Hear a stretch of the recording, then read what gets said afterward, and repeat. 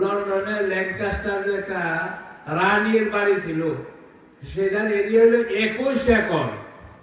কত acre? 21 acre রানীর বাড়ি। ওইটা সবটা কিনে আসারিয়া মৌলানা ফজলুর রহমান তিনি একটা মাদ্রাসা করে আছেন। কথা বুঝেন নাকি? রানীর বাড়ি ছিল, আর তার রেজাল্ট এত ভালো, সারা রাষ্ট্রের ভিতরে তাদের স্কুলের রেজাল্ট ভালো।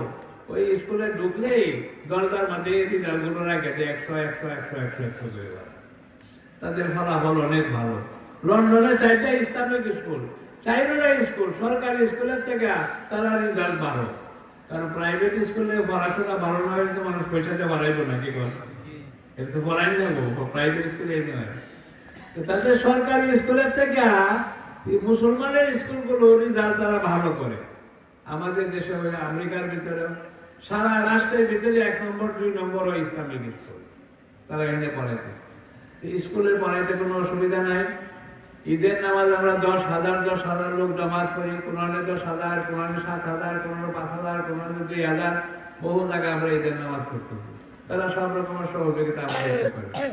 রাষ্ট্রীয়ভাবে আমেরিকার ভিতরে সরকারি কানুন পাস হয়েছে ইসলামের পক্ষে, হালাল বিল পাস হয়েছে।